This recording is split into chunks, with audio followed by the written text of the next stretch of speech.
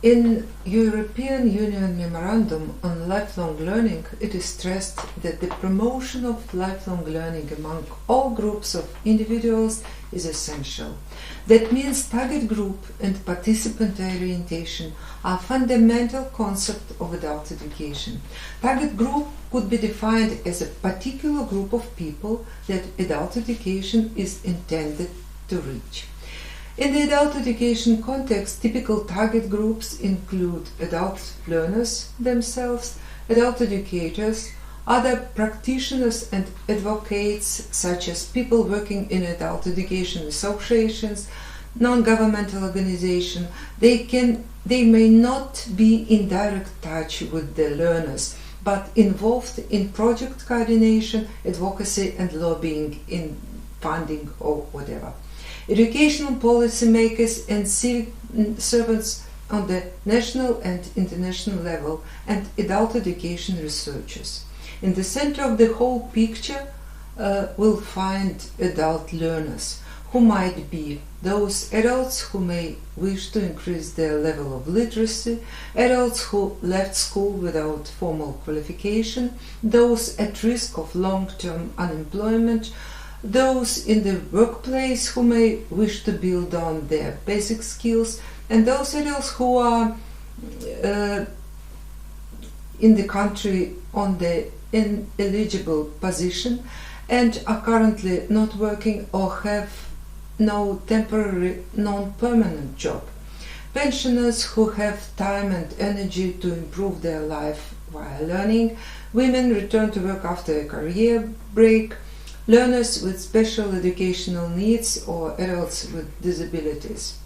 In additional materials to this lecture, you'll find questions which help you to describe the direct and indirect target groups, including their existing situation and needs, as well as positive aspects of their background.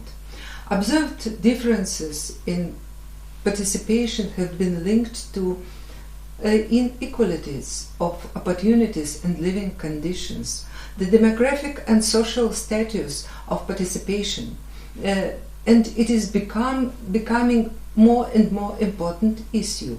Women, older, low educated, low skilled, unemployed, immigrants are those whom adult learning is waiting for. In many cases, people belong to more than one group at the same time, which enhances observed differences. Some research has stressed that the law of inequality does not apply to informal learning, which is more or less a universal activity. Why are certain people or groups participating more than others? While motivation can equally be a social phenomenon that is driven by external expectations which are placed on individuals, such as family, workplace, or community demands for competences, many expectations focus solely on individual psychological factors. The psychological perspective focuses primarily on the personality, intellectual abilities, and other behavioral dispositions that focus on attitudes, expectations, intentions, and other motivational attributes. Adults with low level of education are less likely to participate because they have lack readiness both in terms of knowledge and skills as well as motivation to learn. A low readiness to learn is a very strong barrier to participation. The key question for the whole adult education system is how to engage target groups in adult education target groups. Decision making is influenced on various factors that can be grouped in social and subjective factors and social democratic factors as well. Let's observe these factors on the different levels. So attitudes, values, educational biography, motives, interests in learning, surroundings, they could be referred to micro level. Structural conditions such as structure of educational offer, qualification of staff, ways of organizing learning process could be referred to meso level. Political parameters such as socio-political aims, educational system, legal and financial basis could be seen as macro level. Those people targeted by adult education may be considered target groups insofar as they could be depicted by common social structured features. Those taking part in a course may be considered participants. Participants' orientation is practiced on the didactic level of action by the implementing in educational programs, which is micro level, whereas target group orientation is practiced on the level of program planning, which is meso level. Target group and participant orientation figure among the most important didactic principles in adult education, because learning always comprises follow-up effects, which means that all social groups, both those actively taking part in education and those distant from education, have specific expectations regarding learning and have thus to be addressed differently. In Germany, the Volkshochschulen, adult education centers, as well as the confessional and political suppliers of further education, are faced with the challenge of meeting their task of reaching each and everyone. It is complicated and multi-dimensional task to reach everybody and create new target groups developed in the best possible inclusive way. In this respect, consulting and personal guidance are considered to be an important strategy by the majority of all potential participants. This is of relevance not only to those close to education, but also and above all to those distant from it. Especially disadvantaged individuals need institutions that go after them. That means that we have to give support to teach them how to learn, even when someone is confronted with a lot of problems in their life. In such cases, adult educator has to be technically and socio-educationally qualified.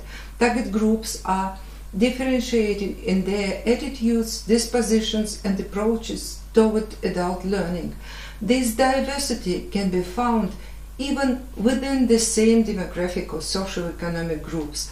It is therefore important to identify the specific target groups that would be participating in the activity and ensure that the approaches to each group is varied to reflect their needs and to encourage their participants. It is also important to consider in preferences of each learner. An increasingly globalized world brings along challenges that request for investment in the field of adult education. Good quality infrastructure is crucial for a quality learning environment because they promote a better instruction, higher student outcomes, and decrease of the dropout rates. How we can imagine quality infrastructure designed for innovative learning experience, offering an opportunity for maximizing positive development for an adult learning person. My suggestion is not to look at beautiful pictures or admire modern equipped buildings. Of course, we all dream that schools for adults and educations that are engaged in the lifelong learning should be the same level as banks or high-tech offices. But now it's important to understand where we want to go, and more importantly, what can I do now, being on my position as an adult educator. Now it's time to take a quick look back before we move on. We have already discussed project approach and needs assessment in adult education. We have defined target group and 5 main steps in the curriculum development. Now we are going to plan a meeting with adult participants. It might be a lesson or a seminar or any educational activity, forms of which we have already discussed during the other modules of Curriculum globALE. Here we call it lesson. Now question is, what is a lesson plan? A lesson plan is a structured description of the activities you plan to use to teach a certain skill set. A good lesson plan is the first and most important task towards creating an effective opportunity for learning. Adult students have a greater desire to be in charge, apply their learning to their outside lives, and feel like they're a good reason to learn the subject. They want to bring their own experience to the classroom. If we plan well, we can offer adult learners exactly what they need. Every lesson plan should provide each of the following objectives: what the students will be able to do after the lesson. They should be linked to overall outputs of the program. Well-crafted learning objectives will basically write your lesson plan for you. So, do you want your learners to be able to explain a concept?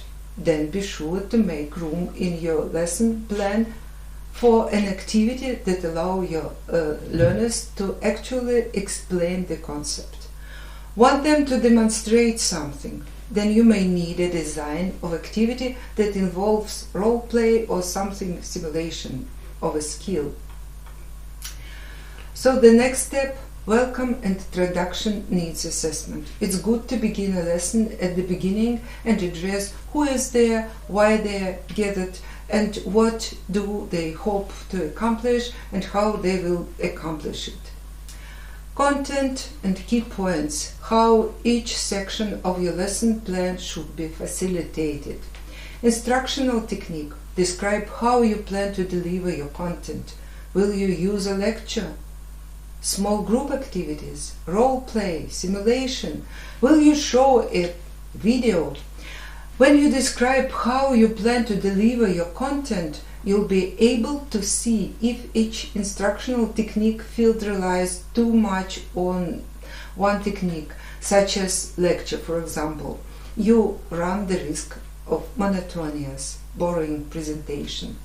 Estimated time. It is helpful to break your session down into smaller segments in order to be sure to keep a good pace and to keep on time during your presentation. How much time do you want to devote to the welcome or instruction? How much time do you want to introduce a topic? How much time should your learners have to practice a given skill? Don't forget to leave time for reflection, evaluation and summing up. Materials. Do you need flip chart markers? Are you going to prepare flip chart prior to the session? A PowerPoint presentation, handouts, sticky notes, tape. We have to take care about materials needed. In the event when you are hurried to get in the class, a complete list of materials you'll need can be very good reminder for you. Showing up unprepared for session is a good way to lose learners' trust.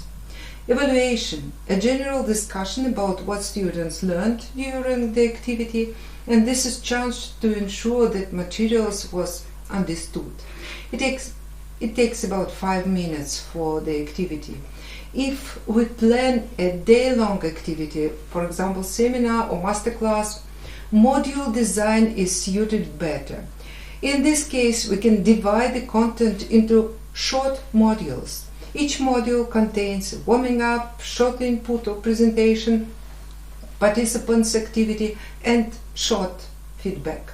Different forms of participants' activities you've discussed and practiced on the different models of curriculum globALE. So here I wouldn't like repeat them, but just to stress that each of the above mentioned stages should be provided for each lesson plan. If one of them falls out, there is misunderstandings could happen, which is undesirable. Planning possible alternative scenarios in the event of unexpected situations, also important topic. Even you have prepared an excellent lesson plan, if you are convinced of the importance of the content and really want to share it, something unexpected may happen, or as they say, something went wrong. This unforeseen event may be due to technical problems, for example, the power was cut off. One day I was an observer in the sewing class where exactly this happened. It is impossible to sew in the darkness, that is clear, and the trainer lit a candle and began to tell stories from the history of costume. This was very inspiring lesson, and for me it was example of flexibility and professionalism of the teacher.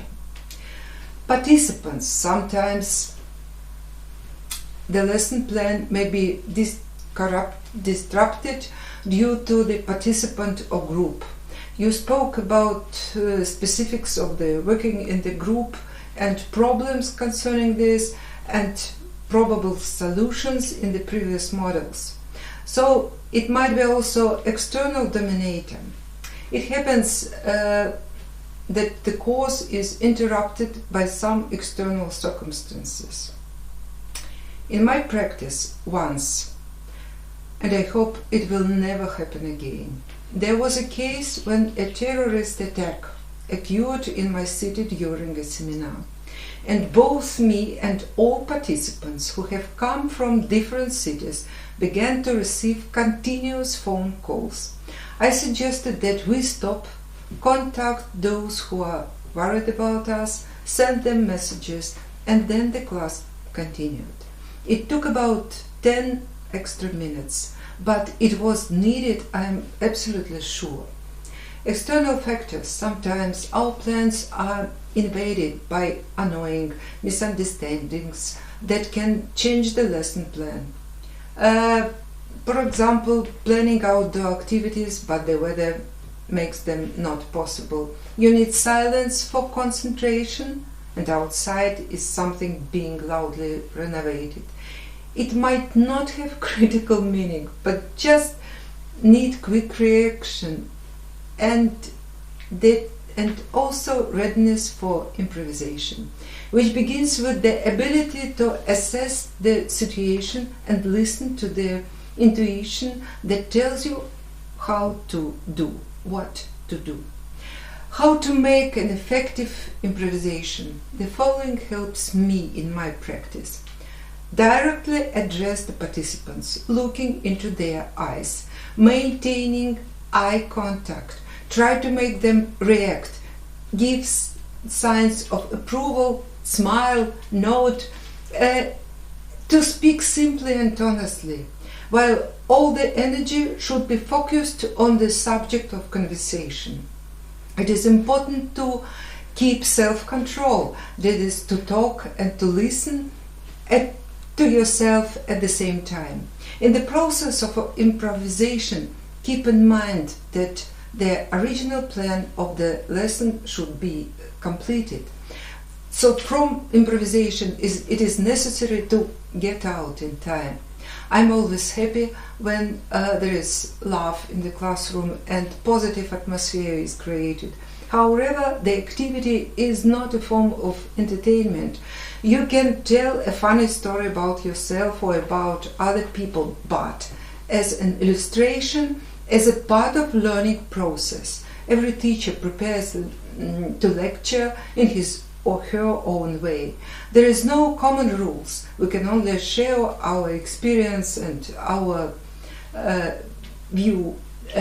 So first I should say is teaching is not something you can do officially on the fly. It requires a content knowledge, instructional strategies prepared, taking care of materials. All the materials should lay out before the students arrive. If we decide to start a new activity, you should better first practice this activity to ensure that it works correctly. All instructions should be absolutely clear, formulated. A significant part of planning and preparation is conducting research, studying educational theory, and examining best practices help to define and shape my own teaching philosophy and style, and helps to make me confident on what I do. I try to keep the lesson plans, activities, tasks, worksheets, because next time I can use them as a pattern. After every seminar, I make notes throughout the plan according to what worked, what didn't work, and how I might change these things next time. I call this procedure wash off the seminar. It helps to take into account the lessons learned and prepare myself internally for the next one. Studying new program, usually we have to write program description. Writing text description of educational programs for participants is one of the important and maybe challenging task for adult educator. The course description orients students by outlining the rationale for the course subject or topic, framing brief overview of the key components, knowledge and skills to be learned, and starting the major learning strategies and activities that students will experience. Therefore, presented information must be clear, current, and accurate, and short. The course description should answer two primary questions: why and what. The better decision is to start with the goal of the course, presenting the significance of it to non-special audience. Why should students take this course, and what will be experienced as learners? Does the course matter to students' intellectual development or personal lives? The goal may be packed as a key question. What should you add in your life to make it happy? Our happiness project. The rest of the course description will be the short answer on the question what. Some points which create the whole picture of the learning process may touch course content topics, teaching methods, and final result. In additional materials, you'll find some detailed tips for course description and an example about our happiness project, of course. When the course is over, what will be then? It has been evident from different studies that even after getting a suitable job for which one has made good choice, vocational plan and preparations, one may still need making adjustment to the new environment. Sometimes a job may not give full satisfaction to the individual, and he may need assistance in entering new job. The same picture is with other activities of adults. When a person starts doing something new or in a different way, a new series of open-ended questions immediately appear. A person may need some additional information. In all such cases, some guidance is needed, and such guidance services may be termed in follow-up services. So follow-up services refers to systematic evaluation of the effectiveness of the program in general and placement service in particular. The study provides feedback to the guidance personnel about the effectiveness of the learning program.